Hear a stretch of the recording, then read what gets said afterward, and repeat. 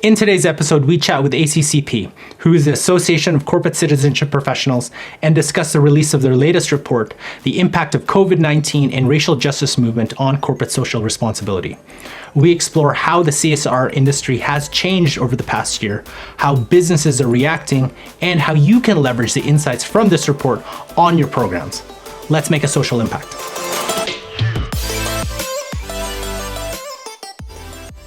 Hi everyone, I'm Carl. Welcome to the Social Impact Show, where CSR professionals get the latest strategies and tips to help them scale and grow their CSR and goodness programs. Now remember, if this is your first time on this channel and you want to get the latest strategies from the experts, hit the subscription button below, hit the little notification bell so you don't miss anything. So today I've got two special guests. My first guest, he's a guest co-host, is Ryan Adams with Benevity. And our special guest is Carolyn Berkowitz, who is the president and CEO of the Association of Corporate Citizenship Professionals. Thank you both for joining us today. Thank you, Carl, and hi, Ryan. Good to see everyone. And Carl, thanks for that. Let's jump right into this thing. So Carolyn, as the leader of this fantastic organization, I thought it'd be a good place to start to just ask for a little bit of background for our viewers. What is the ACCP? What do you do? It's such a big organization. I thought it'd be a good place to start. Great. ACCP is a membership organization for purpose-driven companies and for the professionals that are out there creating social impact inside those companies. We are a career-long resource that provides trends and tools and helps these practitioners think about strategies. And one of the things that we do is research on behalf of our members and of the whole field. And so I'm excited to share the research about this. And if you go to our site, you'll see research on all kinds of other things as well. But all things that help social impact professionals drive change. Perfect. Thanks so much, Carolyn. So I think that research is the perfect spot for us to go next. Had a chance to read your new report. Really compelling read. Congratulations. And a lot of common trends that we're seeing at Benevity as well with our clients. So we'd love to dive into that, learn more. Can you share with us some of those key headlines, those big stats that are coming out of this that really resonate with you? Absolutely. So we were really proud to partner with Rocket Social Impact on this research and Rich Maori. And together we surveyed 100 corporations and asked them, what has happened inside your company and how have your strategies been impacted as a result of what we called the triple crisis of 2020. So the pandemic, the resulting economic downturn, and of course, the reckoning that we all have been doing with racial justice coming out of the murder of George Floyd. And so together we surveyed our members and others, and we learned some really fascinating things, and I'll say just the top three that I think are most important. So the first is, never before have we seen the kind of change that we are seeing right now in the field. It is a faster and more pervasive change and impact than we've ever seen at any time in history in this somewhat young profession and nascent field. The second is that racial justice and diversity, equity, inclusion, and how they intersect with each other is absolutely driving the most significant changes in expectations of society of corporations and in corporate strategies that respond to that. So 87% of those that were surveyed said that they are changing their strategies as corporations in the community as a result of the response to racial justice and that demand. And I think the third is that there is this great integration among previously siloed groups and divisions inside of companies that is an imperative now. So the social impact organizations or the CSR departments are being asked to integrate with their peers and partners in DEI, in HR, in ESG, in all of the staff groups. And while that may seem like a given and like it just makes sense. We all know how hard it is really to integrate inside of a company when it comes to sharing resources, making the time for having strategies that connect and align, et cetera. So I think while it is something that we have pushed for over time, what's gone on in the last year has really driven those changes. So I would say overall, the big story is that companies are now, as part of their social impact work, in the racial justice, racial equity, and DEI business in a big way, more quickly than ever before. So, Carolyn, just to expand on that, in some of our previous episodes, we were talking about the opportunity, like maybe not the opportunity, but the change in the corporate social responsibility space. Do you foresee that change being permanent, especially based on your study? Do you see all those changes being permanent, or maybe is there going to be kind of a backtrack once the population or society it's attached on something different? I don't think this is going to go away. I certainly hope it's not going to go away. And I think the primary reason is because the success of a business is driven by its stakeholders, and the stakeholder demand for real world change is not lessening. And so while I think the previously biggest change was this shift from shareholder to stakeholder. And so we've seen that it is no longer just about the bottom line with investors and customers, but there really are stakeholders that impact the success of a business. The employees, the communities that they do business with, the customers, the general public, regulators, all of those forces now have a different kind of impact on the business and on things as base as the value of the stock. No longer can you be the blue chip company without really attending to all of the stakeholders. So what this change did was it really accelerated that adoption of the stakeholder movement, and it really directed it towards what I think of are root issues, root causes of some of the country and the world's greatest crises. And I think that until companies have a real hand in how these things are solved, their employee base will dwindle, or the talent within them will not be as strong as if it were really diverse and really prepared as a workforce. I think stakeholders like customers and potential customers and communities will start speaking out, as they already are, voting with their wallets. And so the reason why I think that these things are here to stay is because of the pace of acceleration of getting to the root issue, which is the racial disparities that exist in every one of our systems. And the results and the data from the survey, from the report, really tells a really rich story related to that. In particular, there's a lot of that fluidity in the past 18 months. Is that something that you saw as an outcome? Yeah. So 64% of companies have incorporated racial justice as a new priority. 64% of companies have never aligned around an impact priority, ever aligned around an impact priority. And 70% of companies have actually changed their strategies this year. So strategies go through a 3 to 5 year cycle. For 70% of companies to do this all at once means that there is something really important happening here.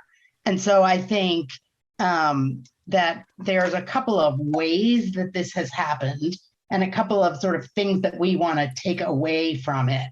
So it happens through some companies supporting the racial justice movement itself, some companies not necessarily shifting their the organizations or their focus areas, but really taking a look at the way they do their business to be sure that they are incorporating a racial equity lens.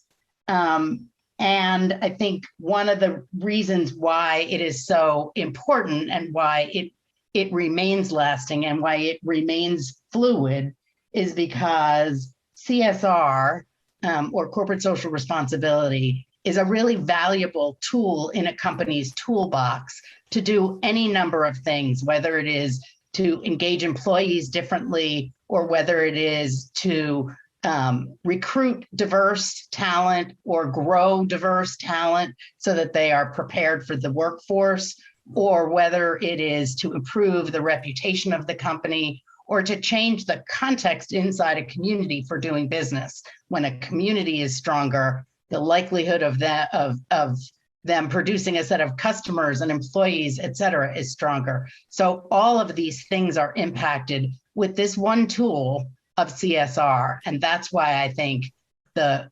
fluidity will continue and the adaptation and adoption will continue. That's fantastic, Carolyn. There's so much to unpack with that. I have a million questions. Yeah. But great.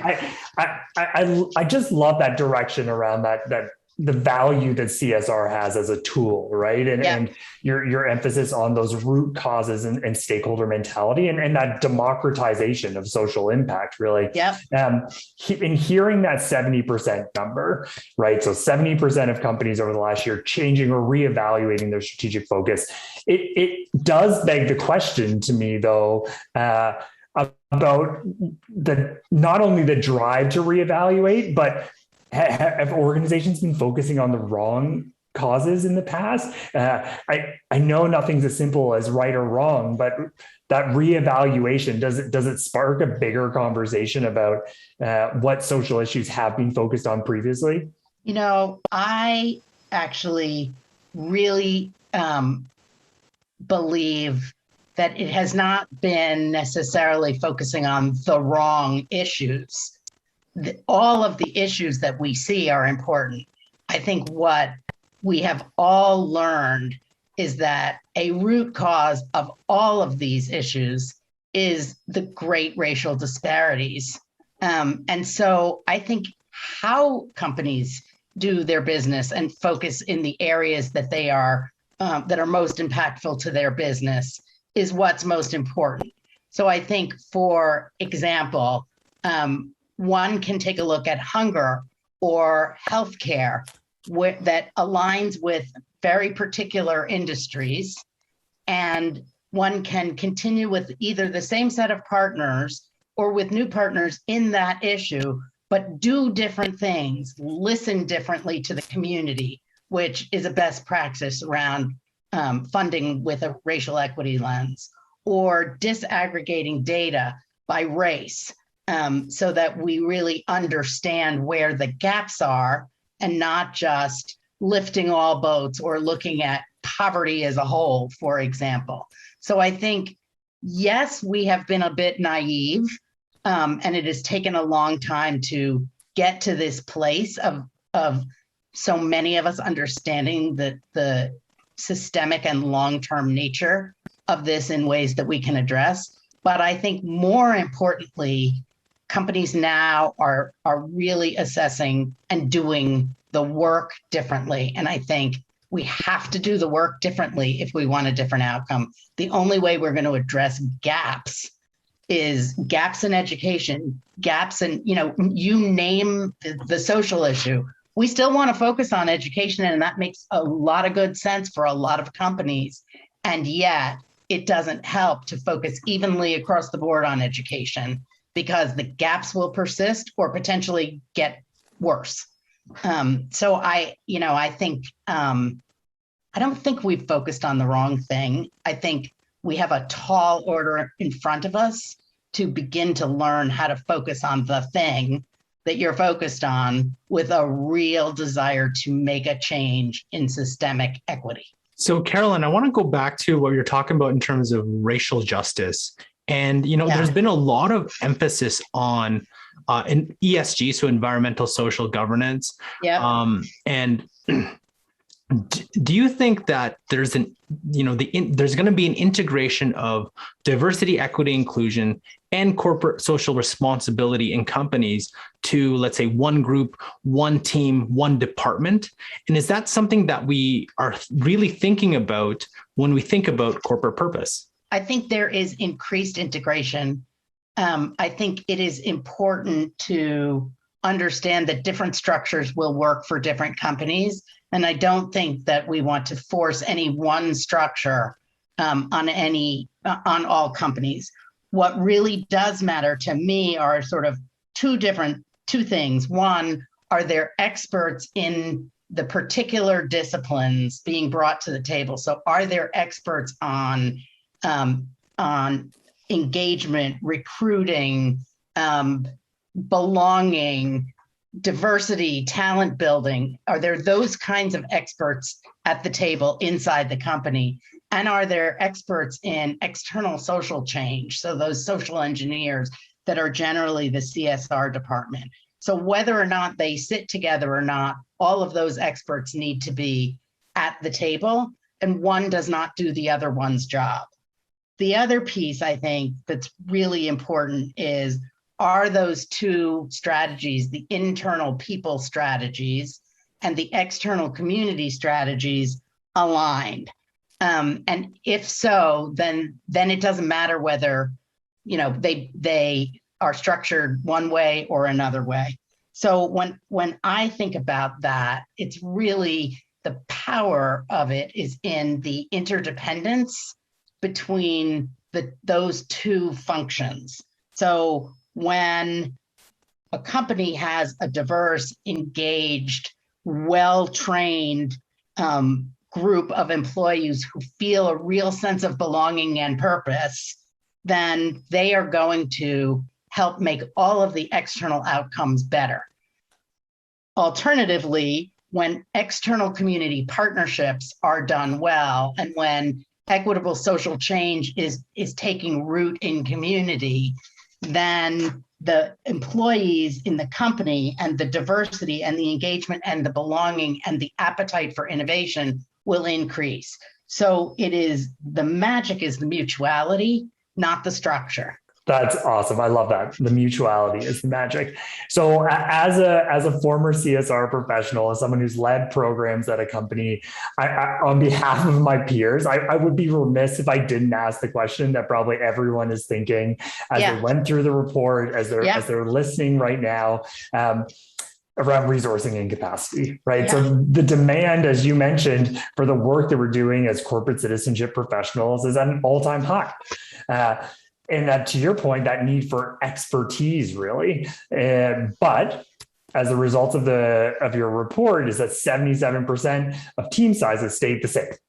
Yeah. So what's your take on that from a sustainability perspective, but also budgeting, headcount, those cross-department collaborations that you just spoke of? What's your take? My take is that it is not sustainable.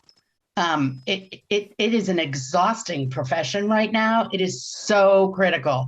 And all eyes are on this social impact work. Not that it is the only work that a company does, but it is the most visible work that a company does. And so while a company is working on all of those other strategies that take a long time, the public and stakeholders are looking at this chunk that is the community.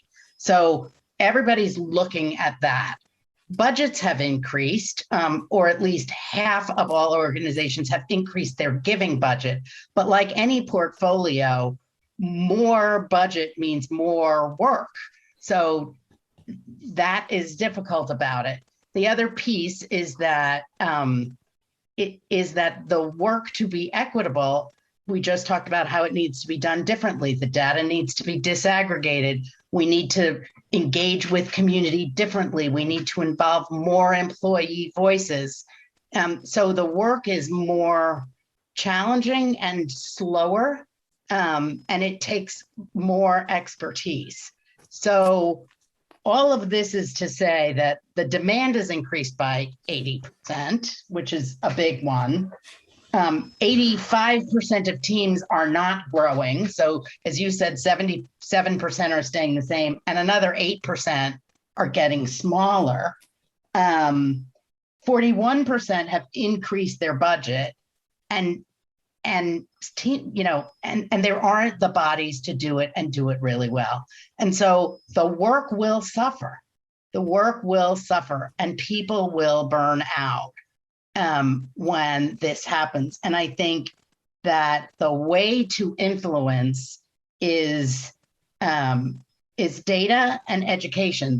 Those are always the greatest tools for influence. And so my admonition to those of us who are in this social impact practice is to advocate for that in the same kind of terms that you advocate for any kind of budget. This is the percentage of people that are looking at it. This is the percentage of additional work that is increased as a result of this. This is how long it takes. One thing that I always found really helpful is to find my senior champions who get it and let them arm them with data, educate them, and let them go upstairs and bring it home for you. But I think all of those things mean that if we don't want to have a revolving door and we don't want to burn people out and we want the work to be authentic, then we have to resource it and not just resource what goes outside. The days of thinking that overhead should be low are just gone. They're gone. You've got to invest in your people. It's one of the reasons why I'm the most proud to lead ACCP, because it's a small investment for a company to make for its people to be educated and to have the kind of data that they need and to learn the trends. But if companies aren't making those investments in their employees that are doing this work, they're not going to get what they really need to get. And speaking of data, we just want to make sure that you can download the ACC report, and we'll leave that in the description below. So, Carolyn, just to follow that up, because I'm pretty new to the CSR space, I've always heard about tying the practice or your programs to the business. So Absolutely. How would companies be able to do some of that where it isn't just its own silo, where the CSR programs and social impact programs are actually impacting the bottom line? Absolutely. And that's why so much of this data is really so important. So there are a variety of places where that impact is proven, but one way is in recruiting and in engaging employees, and with the war for talent and the need to demonstrate embracing inclusion and equity in hiring and in engaging and in designing products. The CSR strategy can directly tie to that. It can tie to that by keeping employees, having them feel the sense of purpose by volunteering, by knowing that their company is involved in causes that it cares about. It can also help recruit or train so that companies actually get the talent and keep the talent that they are looking for. When consumers and others believe that a company is inherently focusing on issues that it cares about, they are far more likely to spend with those organizations, especially when we come to the newer generation. So Gen Z, it matters even more to them than it did to millennials, and it mattered more to millennials than it did to Gen X. So, I think that there are real tangible business results. I think the other piece of it is when you think about artificial intelligence and developing products that are socially responsible, and you can look at that in any industry without sort of that connection to the larger cause and without the connection to the statistics and resources and acknowledgement of what is actually happening out in community that the CSR team brings to the table. The AI people or the tech people just are not prepared necessarily to have to do the kind of work and to think about the kind of innovation that they need. So there's all kinds of ways that it improves the bottom line. And I think that has been a really exciting change over time, and it's continuing. And remember, if you're getting value from this video, we'd really appreciate you hitting that like button. And the question of the day for you is, how has your corporate social responsibility or social impact programs changed? What were those changes and how are you dealing with them? Let us know in the comment section below. So Carolyn, I guess one final question, and it's more of like, parting insights for our audience.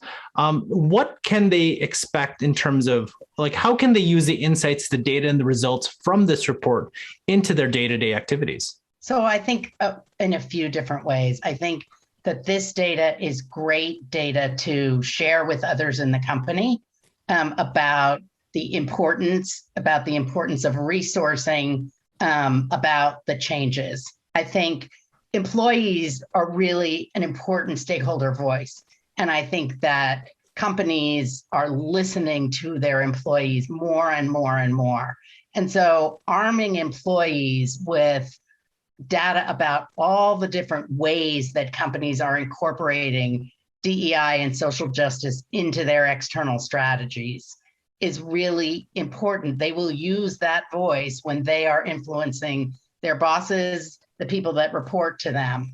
I think that when we talk about the flux in the world, for people inside the company to understand how much change is going on in the social impact space, and that their company is actually at the forefront of doing this, I think is really an important thing for them to share. And for CSR folks, I think you will undoubtedly feel ill-prepared on any given day to handle what is in front of you. And I think this study will help you just open your eyes to other strategies or other ways to think, will open your eyes to the fact that everybody is struggling with it, and will begin to lay some of the groundwork for the kinds of things that you can research on your own or learn more about or study more about as you think about and connect with others doing this work. Use the data and insights from the ACC report to build a comprehensive corporate social responsibility strategy. Learn how by watching this playlist here. Thanks for watching, and we'll catch you in our next episode.